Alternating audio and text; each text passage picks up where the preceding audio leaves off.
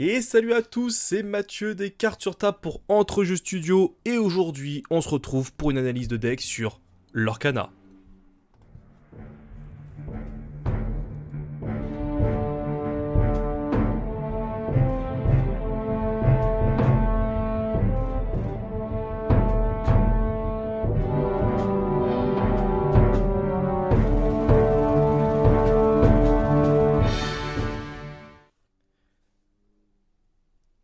Et pour faire cette analyse, je ne suis pas tout seul, je suis accompagné du Dandy Meeple. Bonsoir le Dandy. Salut Mathieu, bonsoir à tous. J'espère que vous êtes chaud patate. J'ai cru qu'il allait mettre un énorme blanc. Et je suis accompagné de Pata, que vous avez déjà rencontré lors du tournoi, enfin lors du quiz sur Lorcana que vous avez vu sur la chaîne. Bonsoir Pata. Et bonsoir à tous. Alors aujourd'hui, on se retrouve pour un tout nouveau format sur la chaîne. L'idée, c'est de vous analyser les decks sur l'Orcana. Pour cette première analyse, on va démarrer sur l'un des decks de démarrage qui est disponible, qui est celui-ci, qu'on a reçu de la part de Ravensburger et on tenait à les remercier. Donc c'est le, alors je ne vais pas vous dire le vert rouge, c'est le Émeraude Ruby, accompagné donc de Cruella et de Aladdin. L'objectif de cette vidéo, voilà, c'est de vous apprendre, de vous expliquer un petit peu quelle est la liste de ce que vous pouvez voir déjà là à l'instant T, là, la liste des cartes. Vous donner notre avis un petit peu en tant que joueur un peu plus expérimenté, parce que Dandy comme Pata ont déjà beaucoup de parties à leur actif. Et puis, après, on essaiera de vous proposer quelques petites améliorations pour vous dire voilà, quelles cartes on estime qu'il faut enlever du deck, celles qu'il faut améliorer. Voilà. C'est un nouveau format, on tente quelque chose, et on attendra beaucoup de vos retours pour savoir ce qu'on peut corriger ou pas. Dernière news et après on va attaquer directement sur le vif du sujet. Sachez qu'on sera en live exceptionnel sur la chaîne d'Entre-Jeux Studio le vendredi à 20h30 pour une soirée Lorcana bien évidemment avec présentation des règles, ouverture de display, peut-être même des parties en scellé ou en draft. On va vraiment faire une énorme soirée pour couvrir le lancement et je serai accompagné de Pata, de Alex et de Nico que vous rencontrez déjà pour ceux qui suivent l'Entre-Jeux Studio sur les rapports de bataille sur AOS et là il quitte AOS pour aller dans le monde merveilleux magique de Disney. Donc j'espère que je vous aurai Enfin, ils font donné... preuve de bon sens. C'est ça. J'espère que je vous aurai donné envie de nous rejoindre. Franchement, en plus, on a dépassé les 3000 followers. Donc déjà, un grand merci à tous ceux qui nous suivent. Et ça fait plaisir de pouvoir enfin suivre le lancement comme ça d'un TCG avec autant de hype de la communauté. Ça fait extrêmement plaisir. Voilà. L'autopromotion est faite. Et maintenant, je posais la question à toi, Pata. Que vaut un petit Oui. peu ce deck très rapidement, hein, quel est pour toi ton ressenti, pour les nouveaux joueurs en tout cas, de ce deck Emerald Ruby? Est-ce qu'il est facile à prendre en main ou pas? Ou est-ce qu'il nécessite quand même pas mal de choses? Ou est-ce qu'il est plutôt agréable pour découvrir quelques mécaniques? Bah, globalement, il est orienté plus combat. C'est plus du trade que tu vas faire sur ce deck. Donc un trade, d'attaquer des personnages pour avoir le contrôle du board un maximum. Ok. Ouais, du coup, ce que je disais, c'est qu'il y a très peu de pioches. Il n'y a qu'une seule carte qui nous fait piocher dans ce deck. C'est le Chapelier Fou. Oui, qui est ici, qui coûte 5 d'encre, qui a 2 d'attaque pour 4 de défense, qui l'aura 3.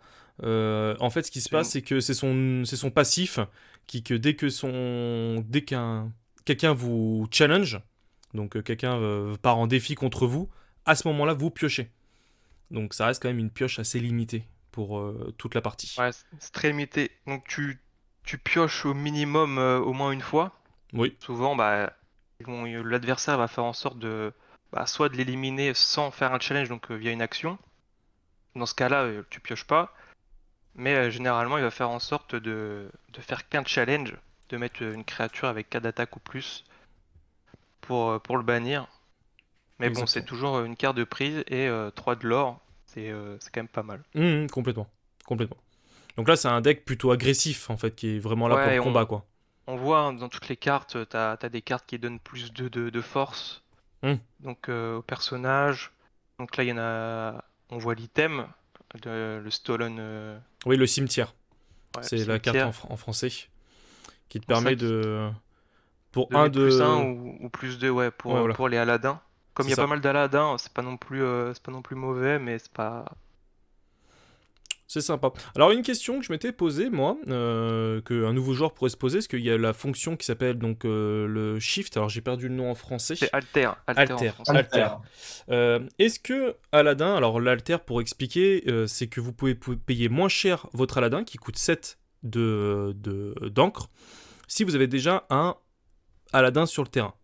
Mais vous avez différents Aladdins. Vous avez Aladdin le prince Ali, qui est en vert, qui coûte 2, et vous avez le Aladdin, le roi des voleurs. Non, c'est plus le roi des voleurs, j'ai perdu son surnom. C'est le Malfeu. Et hors la loi, je crois. Hors la loi, ouais. Voilà, c'est ça. La question, c'est est-ce qu'on peut shift sur les deux ou est-ce qu'on doit rester dans sa couleur, qui est donc le rouge, parce que le roi des voleurs est rouge. Non, On peut shift sur les deux. On peut sur le vert, ouais. Exactement. Ok, ça marche. En fait, ce qui est bien avec le Aladdin vert, c'est qu'il a Ward. Donc en fait, le deck veut un peu ça, c'est un peu la stratégie de ce deck-là. C'est de mettre ton Aladdin vert qui est protégé par Ward, donc tu ne pars pas en quête. Tu ne pars jamais en quête en fait, et du coup il est inciblable. C'est ça. Donc au moins tu es sûr de pouvoir l'avoir, de pouvoir l'altérer, le shift en anglais avec ton gros Aladdin, et il pourra jamais être, enfin, sauf quelques exceptions, Oui, être un une Dragonfire. clochette. Non, Alors, Dragonfire il peut pas parce qu'il a Ward, mais une clochette ou une chanson, Ah oui, peut le faire. ouais, ou la chanson, je sais plus comment elle s'appelle en grise. Tous aux armes, ou appel aux Ouais. armes, ou... Ouais, celle-là, celle qui fait -2 à tous les personnages adverses. Ça marche. En pratique, il faut rappeler qu'on ne peut lancer un défi contre une cible que quand celle-ci est déjà engagée. Tout à fait. Donc c'est la raison pour laquelle Tata disait que si la cible n'est pas engagée parce que tu joues en premier, bah, tu vas mettre un boost qui ne sert à rien derrière. C'est ça. Oui, parce que tu pourras pas Mais l'attaquer. pour répondre à ta supposition par rapport à Aladdin, il faut considérer que pour que son effet s'active, il a dû faire un défi et donc perdre des points de vie auparavant, ce qui fait qu'en général, Aladdin, ça finit en 5-3 Ok. à défier et plus en 5-5. Ok. Donc Ouais, pas ouais. besoin d'un boost d'attaque par exemple. Donc là, il y a une petite mécanique qui est intéressante avec Aladdin. C'est le fou, qui coûte 2. Et le shield, l'objet, l'item, au-dessus là, le shield, je sais plus ce que c'est en français. Oui, ici. Bouclier de vertu. Merci, merci Dandy. Le traducteur. professionnel des noms en français. Ouais, c'est ça. En fait, ça permet de challenger une fois avec Aladdin, de redresser Aladdin, donc parce qu'il il est exerté, donc il peut plus quête ou même attaquer. Et là, ça permet de le remettre, Droit de le pour remettre pouvoir le. droit pour pouvoir réattaquer derrière ou le conserver pour le prochain tour. C'est pas faux. Comme le fou, par exemple, qui Le fait fou, exactement la même mécanique.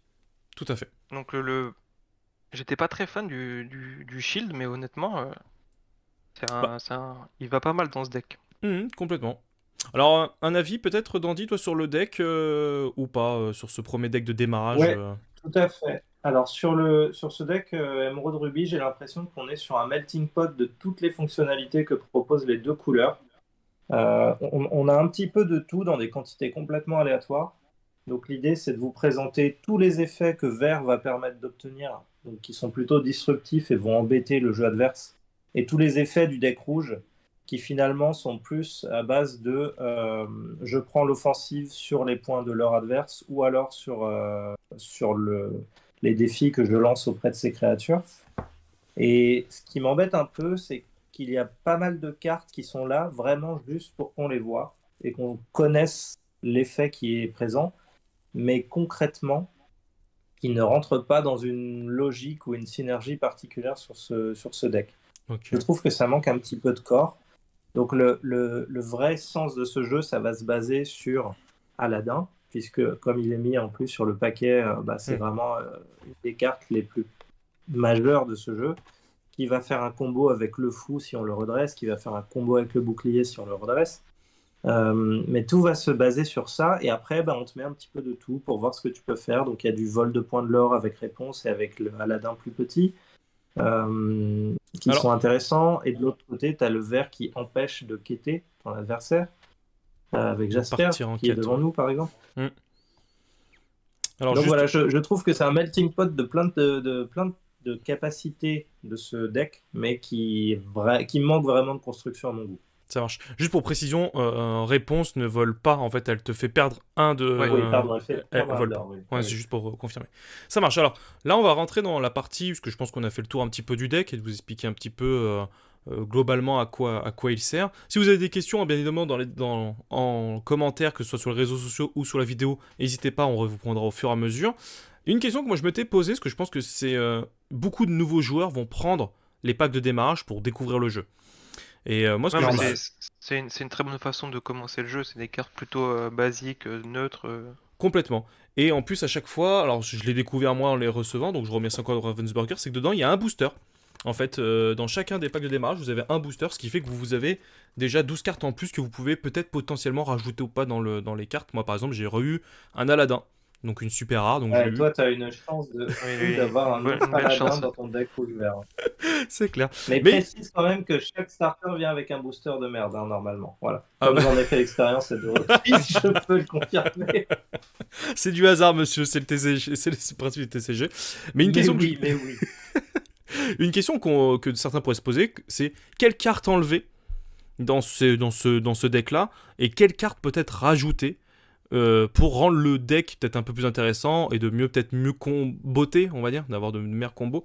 Est-ce que vous avez déjà une Ouais. liste de cartes là, par exemple, que vous Ah, dites non mais ça vous enlevez, ça sert à rien ou de meilleurs combos, je sais pas, mais globalement, peut-être des meilleures cartes. En fait, il faut aussi prendre en compte la rareté des cartes. On va pas dire, ouais, dans ce deck-là, il faut un génie, alors que.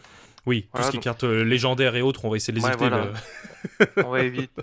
Mais globalement, une carte bah, qui rentre pas trop, mais qui est une évasif. Dingo, c'est une 3 cartes, une 3-4, pardon, pour 5, 2 de l'or, évasif. D'accord. C'est très fort, elle est commune, donc très facile à intégrer. Gaston. Gaston qui est une 4-2 pour 2, qui est commune. Je trouve que c'est peut-être l'un des meilleurs T2 du jeu, à Ok. la place du fameux Donald en rouge. Oui. Donc Donald, par exemple, celui-là, tu l'enlèves. Moi, je le déteste pas, mais c'est vrai que le Gaston qui est 4-2 Reckless, ça permet de nettoyer du board et Ouais, souvent du gros board de T3. Donc ça marche. c'est pas mal. Ça marche, ça marche. Autre chose à enlever, parce que là, il y a un personnage, tout à l'heure, on rigolait sur le Captain, qui coûte 5 de... Ça reste un bon body. Si on l'enlève, faut le remettre par une grosse créature parce que si à la fin tu te retrouves qu'avec des petites cartes, bah, souvent tu perds la partie en fait. C'est pas faux. C'est pas faux. Non, c'était une question. Le Dragonfire, c'est un indispensable, hein, même quitte, parce Ouais, que tu peux aller jusqu'à 4 obligatoire. cartes Ouais. par... 4 cartes, ouais. Ouais, donc quitte même à en rajouter une si vous pouvez l'avoir. Je crois qu'elle est commune aussi, celle-ci. Donc, Non, elle est unco. Elle est Une une co. commune. Une- Ouais. Donc si vous pouvez le remettre une quatrième fois, c'est une carte qui est quand même indispensable parce que ça vous permet de détruire une des cartes, enfin de bannir une des cartes qui est sur le board adverse. Donc c'est plutôt très efficace quand quelqu'un te sort un Aladdin ou un Stitch, qui sont des grosses cartes en face. D'avoir un Ouais, petit Dragonfire, c'est pas Après, mal. à faire attention, c'est une non ancrable. Oui. Donc à faire attention à pas mettre Alors trop d'encre, de non encre. c'est l'équilibre en fait. Là, on est sur un deck qui a 11 cartes non ancrables, donc vous Non, pouvez le voir 12. 12, Ouais, 12. excuse-moi. Vous voyez la différence ici, je sais pas si c'est très clair, mais vous avez un petit rond autour de la valeur en encre, et certains n'ont pas ce petit rond autour. Celles qui n'ont pas de rond autour ne peuvent pas être ancrées, donc ce qui fait qu'elles ne pourront pas rentrer dans votre encrier, donc vous ne pourrez pas les sacrifier pour ancrer du mana. Donc il faut avoir un certain équilibre, donc là il y en a 12. Vous estimez que sur un deck de 60 cartes, il faut combien de decks non ancrables, enfin de cartes non ancrables, pour éviter d'être pénalisé peut-être sur le long terme? Je laisse répondre, Dandy, j'ai pris Ouais. pas mal la Alors parole. là-dessus, pour ma part, je pense que ça tient d'un calcul savant très simple. Oui, Il faut se dire quel est mon ratio de cartes non ancrables dans mon deck et du coup combien de probabilités de chance j'ai d'en avoir dans ma main de départ, qui est constituée de 7 cartes, je le rappelle. ok. Donc en général, je me débrouille pour jamais dépasser genre une carte, Une carte par. trois cartes sur 7. C'est une valeur que j'essaye vraiment d'éviter. Donc par exemple, avoir 20 non ancrables dans un deck de 60, ça fait un tiers. Ça fait beaucoup trop à mon Ouais. goût. Donc je recommande de commencer à 12 pour pas se retrouver embêté avec une main qu'on ne peut pas jouer. Ok, Et éventuellement plus tard de monter jusqu'à 15, 15-16 grand maximum. quand on se sent à l'aise avec le choix du mulligan, donc c'est-à-dire quand on échange les cartes au début de la partie de sa main pour en avoir des plus propices. Ok, Mais voilà, donc entre 12 et 16, c'est un bon chiffre. ça marche. Ok, très bien. Et est-ce qu'il y a d'autres cartes que vous enlevez de ce deck ou pas? Oh oui, Ouais, il y en a plein forcément, mais Non pour mais là, moi, les cartes qui n'ont pour rien ma à part, faire. je recommande d'enlever toutes les cartes qui font un effet qui coûte de l'encre à être joué pour faire un effet qui va diminuer la puissance d'un adversaire. Je trouve que c'est trop mou parce que tu joues une carte pour prendre l'avantage sur ton adversaire. Tu dois avoir une carte sur le plateau qui est disponible pour jouer et pour prendre le trade. Et alors que tu joues rouge, et en rouge, il existe des cartes qui font ça directement en fait. Tu joues la carte, le personnage est banni, et tu as un Et, personnage sur le et en board plus, qui est t'as un libre personnage. pour faire de la hmm, quête. Donc tout ce qui va être juste au-dessus, Stampede par exemple, Ouais, mais les petites cartes actions à 1, quoi, ouais. Donc là, voilà, il ça y en a coûte 3, 4, 1, c'est 5. non ancrable, ça fait des dégâts que si le personnage en face est blessé. Ça sert à rien, et même si tu l'as en fin de partie, bon, bah, tu seras pas très content. La trahison vicieuse, je sais que ça peut se jouer, moi je ne l'aime pas non plus. bah, En en fait, fait, en fait, le principe du jeu, c'est que tu vas construire ton deck en connaissant les menaces de ce que tu vas rencontrer, et donc tu vas souvent mettre des personnages qui ont la force suffisante pour hmm. bannir le personnage par rapport à sa volonté. Donc tu n'auras pas besoin de jouer avec des +2, avec des bonus de force. Bah, surtout qu'en Donc plus, Megara, pareil, tu vois, elle saute. là, Megara, c'est un body quand même. Vas-y, je te laisse pas. Non, excuse-moi, juste pour le coup, là, je trouve que celle-ci, la trahison vicieuse, elle est peu intéressante dans ce deck-là, parce qu'il n'y a pas beaucoup de vilains. Il y en a quelques-uns, hein, mais je trouve qu'il y en a très peu, en fait, qui peuvent être utilisés concrètement. Je crois qu'il y en a 3, en fait, pas plus.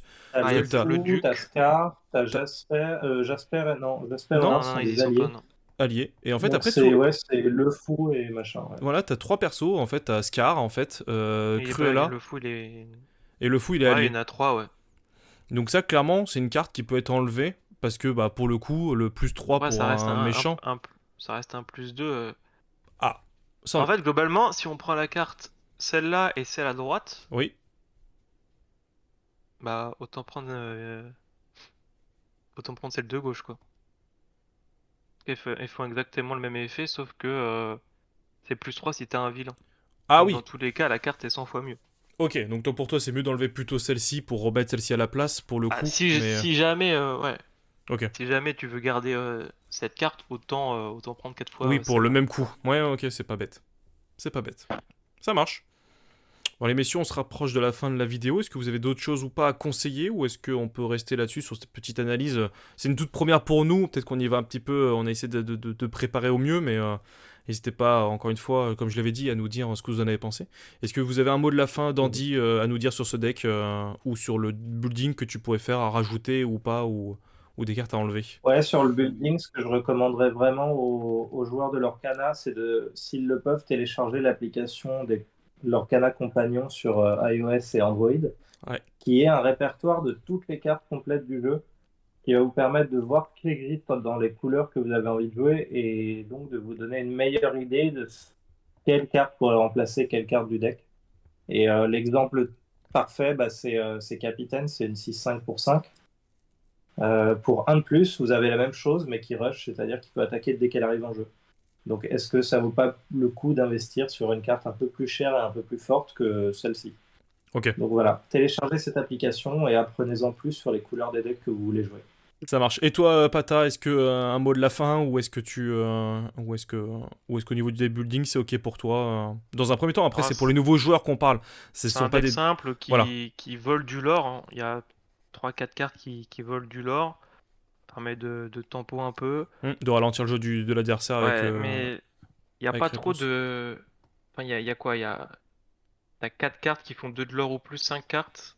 Je trouve que Hum, c'est un peu. Le but c'est de faire 20 points. Donc le but c'est de faire du lore. Là, il y a peu de cartes qui font beaucoup de lore. Rajouter un petit Flynn qui coûte. C'est un T2 à la place de Megara. hum, Qui fait défausser si on le challenge. Donc, ok. pour moi, à mettre, Sans à aucun. mettre à la place de ça. Ou à la place de l'épée d'Aladin. Ok. Ça marche. Bah écoutez, moi en tout cas j'ai pu l'essayer. J'ai fait une partie rapidement, donc c'est le même deck hein, que j'ai divisé en deux pour découvrir un peu. Et j'ai bien aimé cette mécanique. Je dis pas que c'est parfait, mais moi qui ai fait découvrir ça, j'ai fait beaucoup d'initiations là depuis tout le week-end là, avec ma femme, mon fils et mes amis. Et honnêtement, je trouve que le deck est facile à prendre en main. Les mots-clés sont assez simples et autres, et c'est assez fluide. Donc honnêtement, c'est un deck que j'ai plutôt apprécié. Alors, encore une fois, pour les nouveaux joueurs, honnêtement, c'est plutôt appréciable. Donc non, très très bon choix. J'ai hâte de tester les autres decks pour voir ce que ça va donner. Pour ça, Eh voilà. ben, je te souhaite de belles surprises parce qu'à mon avis, les autres decks sont mieux construits. Et surtout le bleu-gris est, ouais, Ok. est très bien fait. Et bah, qui feront partie d'une autre analyse. On va s'arrêter ici. Je vous remercie encore une nouvelle fois, Pata et Dandy, d'avoir pris le temps d'avoir tourné cette vidéo avec moi. N'hésitez pas à nous dire dans les commentaires, voilà, pour cette première vidéo, ce que vous en avez pensé, ce qu'on peut améliorer ou pas, encore une fois. On se retrouve vendredi soir 18, le vendredi 18 août, pour une soirée de lancement exceptionnelle sur l'Arcana, pour l'ouverture de booster et tout ce qui y aura avec. Donc si vous avez d'autres questions, n'hésitez pas à nous retrouver ce soir-là. Les gars, encore une nouvelle fois, merci. Bonne soirée à tous. Et on se retrouve à Et très bonne vite soirée. pour de nouvelles aventures. D'ici À là, portez-vous bien. bientôt! Ciao, ciao!